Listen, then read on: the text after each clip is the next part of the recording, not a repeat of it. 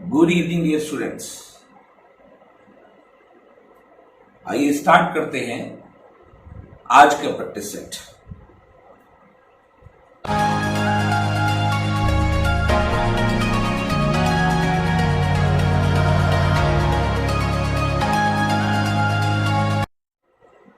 उम्मीद है आपको लास्ट का प्रैक्टिस सेट अच्छा लगा होगा।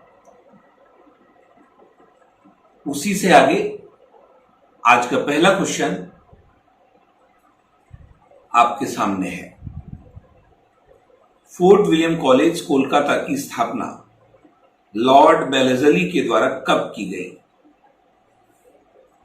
Without delay. Okay, good evening to all. Fort William college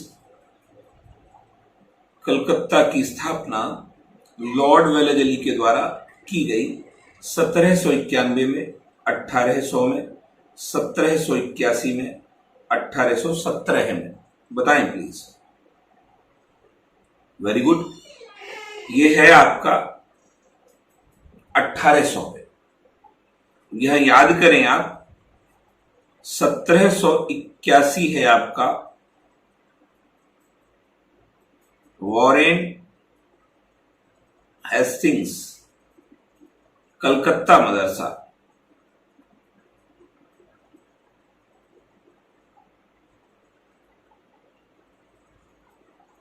आप सबने पढ़ा है। और यह है आपका Jonathan Duncan Banaras Sanskrit college.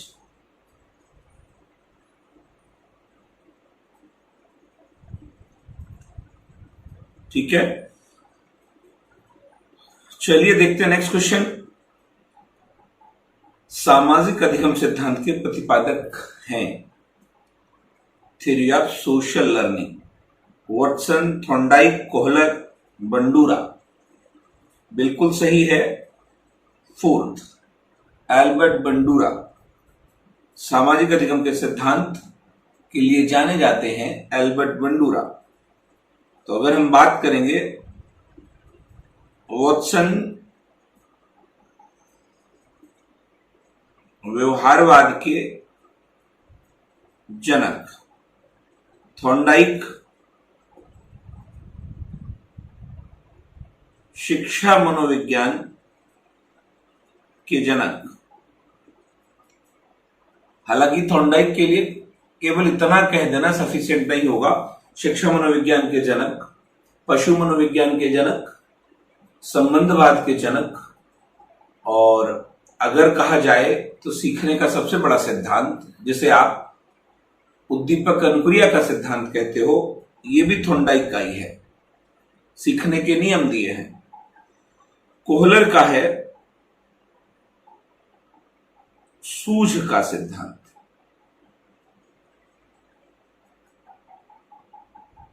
ठीक है, और वेंडूरा है आपके सामाजिक अधिगम के सिद्धांत से संबंधित। चलिए देखते हैं नेक्स्ट क्वेश्चन।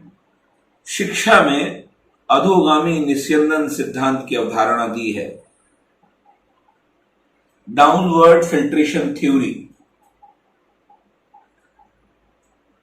आप सबको पता है उच्च वर्ग को अंग्रेजी के माध्यम से शिक्षा दी जाए जो निम्न वर्ग तक स्वतः बूंद बूंद करके, टपक टपक करके आ जाएगी। यह सिद्धांत है आपका अधोगामी निस्यंदन सिद्धांत। पूछा जा रहा है इसकी अवधारणा किसने दी है? William Bentinck, Lord Wellington Macaulay, Charles Wood, Lord Curzon. बताएं आप। सबको पढ़ाया है, आप यहां से देख रहे हैं तो सही है। Lord Macaulay. ठीक है, लॉर्ड मैकाले का पूरा नाम है लॉर्ड वेलिंगटन मैकाले, जिन्हें आप मैकाले मैकाले कहते हो। भारत में अंग्रेजी शिक्षा का जनक लॉर्ड मैकाले को माना जाता है। चलिए देखते हैं नेक्स्ट क्वेश्चन।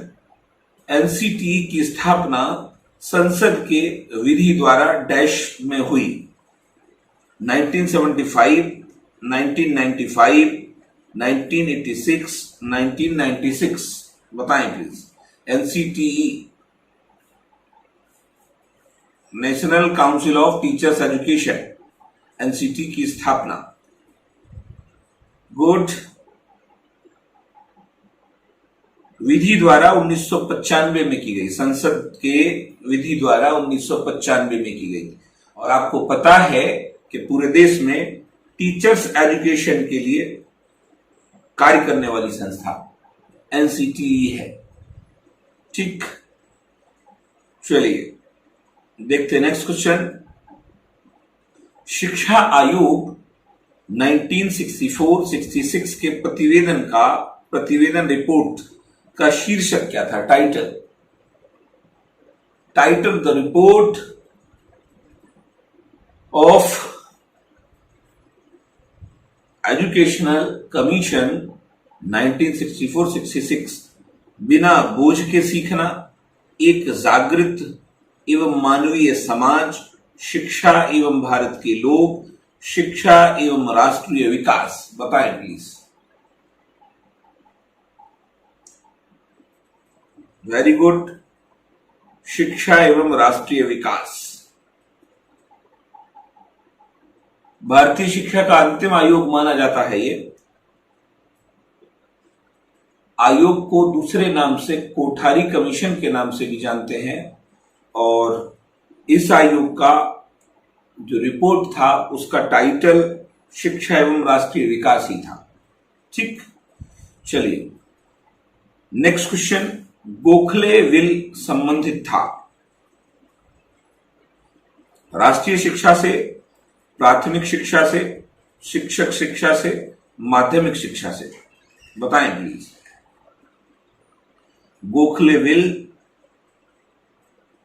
1910 और 11 है। ठीक है, यह विल बेसिकली प्राथमिक शिक्षा से संबंधित था। ठीक, चलिए देखते हैं नेक्स्ट क्वेश्चन। संज्ञानात्मक सिद्धांत से संबंधित हैं कोहलर, टॉलमैन, पियाजे, बंडूरा। मुख्य रूप से संज्ञानात्मक थ्योरी ऑफ कॉग्निटिव डेवलपमेंट या कॉग्निटिव सिद्धांत से संबंधित जाने जाते हैं जीन पियाजे। आप सबको पता, संज्ञानात्मक विकास का सिद्धांत जीन पियाजे के द्वारा ही दिया गया है। ठीक, आइए देखते हैं नेक्स्ट क्वेश्चन। निम्न में से किस आवश्यकता को मैस्लो ने नहीं सुझाया है? अब्राहम मैस्लो के द्वारा कुल कितनी आवश्यकताएं दी गई हैं? अगर इस पर सवाल किया जाए तो 5 आवश्यकताएं दी हैं। कितनी दी हैं? 5 आवश्यकताएं। अब ये पूछ रहा था सुरक्षा, शारीरिक, आत्म अभिव्यक्ति, आत्म सम्मान, कौन सी आवश्यकता नहीं दी गई है? तो आप सबको पता, पहली है आपकी, सबसे नंबर 1 पर जो होती है वो होती है आपकी शरीर, दूसरी होती है आपकी सुरक्षा, तीसरी होती है समाज, चौथी होती है स्वसम्मान, और 5वीं होती है स्वयं सिद्धि। इसका मतलब सबसे नंबर 1 पर है आपकी फिजियोलॉजिकल नीड, फिर है सेफ्टी नीड, फिर है सोशल नीड, फिर सेल्फ स्टीम्ड है, और फिर है सेल्फ एक्चुअलाइजेशन। तो आप इसमें मिला के देख लो कौन सी नहीं आई। थर्ड राइट आंसर है आपका तीसरा, आत्म अभिव्यक्ति आवश्यकता के बारे में बात नहीं की है उन्होंने। क्लियर? चलिए देखते हैं नेक्स्ट क्वेश्चन। सीखने की प्रक्रिया की सफलता के लिए सर्वाधिक आवश्यक है। सीखने की प्रक्रिया की सफलता के लिए सर्वाधिक आवश्यक है अवधान, अभ्यास, उच्च बौद्धिक स्तर, अभिप्रेरणा स्तर। अब देखो यहां तक पूछ रहा सर्वाधिक आवश्यक है। हालांकि आपको लगता हो अवधान, अवधान है आपका साइकोलॉजी में ध्यान, जिसे कहा गया है अटेंशन, ठीक है। तो आवश्यक तो सब है, अवधान भी है, अभ्यास भी है, उच्च बौद्धिक स्तर भी है, लेकिन सबसे ज्यादा इंपॉर्टेंट पूछ रहा है, सबसे ज्यादा इंपॉर्टेंट, फोर्थ आपका सही है, अभिप्रेरणा स्तर सबसे ज्यादा आवश्यक है, ठीक। आइए देखते नेक्स्ट क्वेश्चन। शिक्षा में अवरोधन का अर्थ है, शिक्षा की सबसे बड़ी समस्याएं अपव्यय अवरोधन है, इससे बोलते हैं स्टैग्नेशन।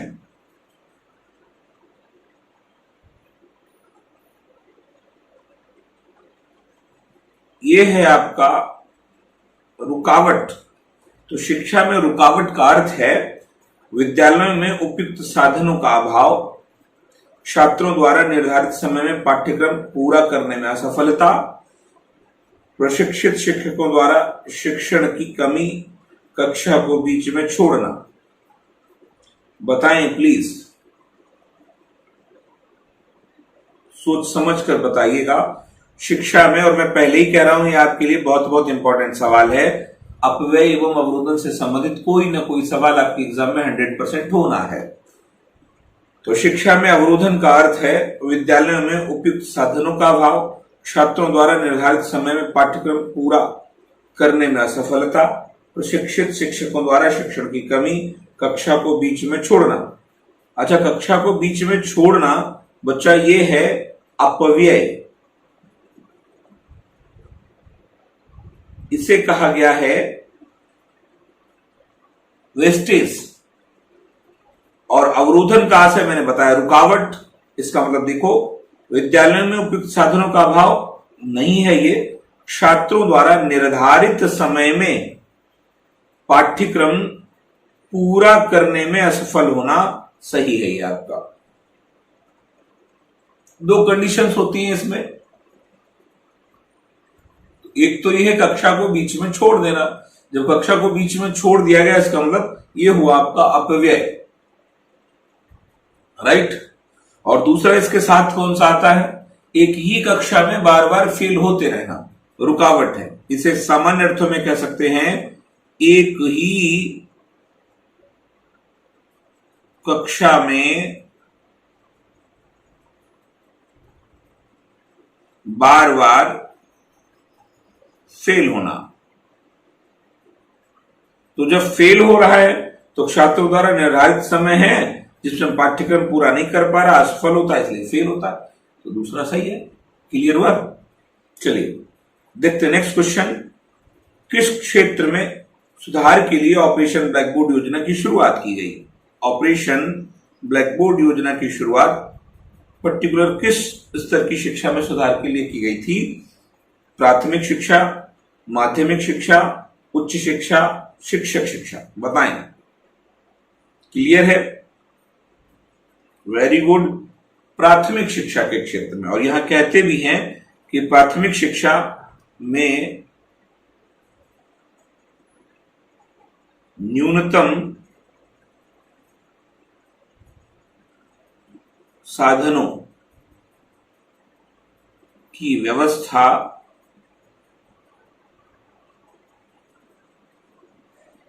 जुटाना, न्यूनतम संसाधनों को जुटाना ऑपरेशन ब्लैकबोर्ड योजना के अंतर्गत शामिल होता है।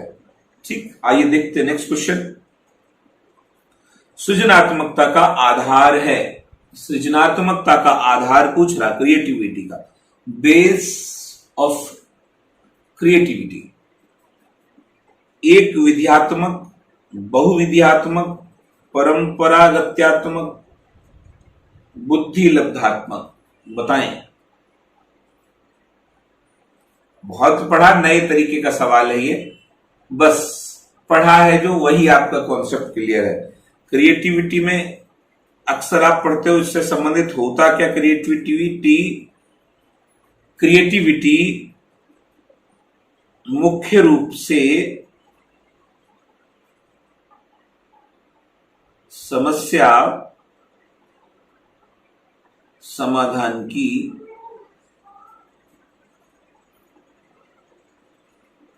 योग्यता से जुड़ी हुई।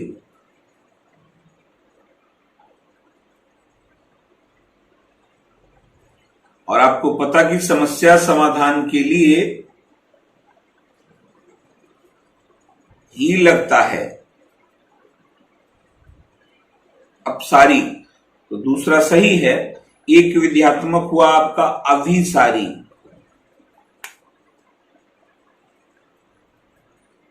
परंपरागत हुआ आपका अभिसारी। और बुद्धि लब्धांक हुआ ये भी आपका अभिसारी है, एक सही है। और एक में कौन सा सही है? दूसरा विकल्प आपका सही है, बहुविध्यात्मक। ठीक, चलिए बढ़ते नेक्स्ट क्वेश्चन की ओर। पूर्ण से अंश की ओर, पूर्ण से अंश की ओर होल टू पोर्शन शिक्षण सूत्र का प्रतिपादन किया। व्यवहारवादियों ने, गेस्टाल्टवादियों ने, प्रयोजनवादियों ने, उपयुक्त में से कोई नहीं। बताएं आप। मैक्सिम्स ऑफ टीचिंग जो शिक्षण सूत्र हैं, यहां दो नाम बेसिक जुड़ते हैं। एक जुड़ता है आपका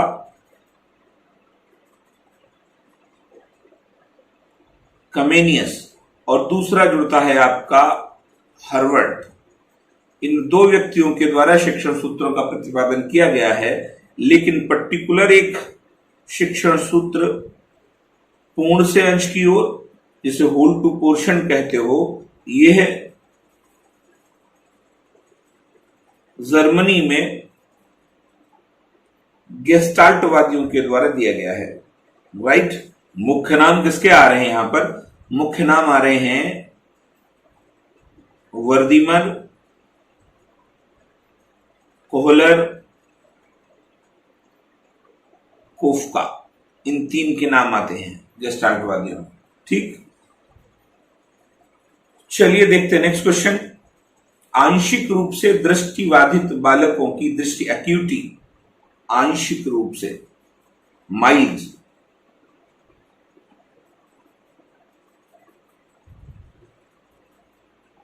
विजुअली अफेक्टेड छात्रों की विजन एक्यूटी कितनी होती है?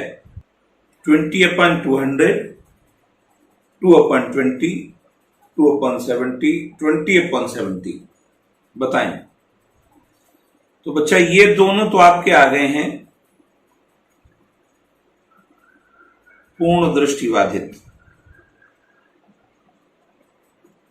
इसी का शॉर्टेस्ट फॉर्म है ये। 2/70 तो कहीं है नहीं, और 20/70 आपका फोर्थ राइट है। क्लियर? ये है आपका आंशिक रूप से दृष्टिबाधित बालकों की दृष्टि एक्यूटी। चलिए देखते हैं।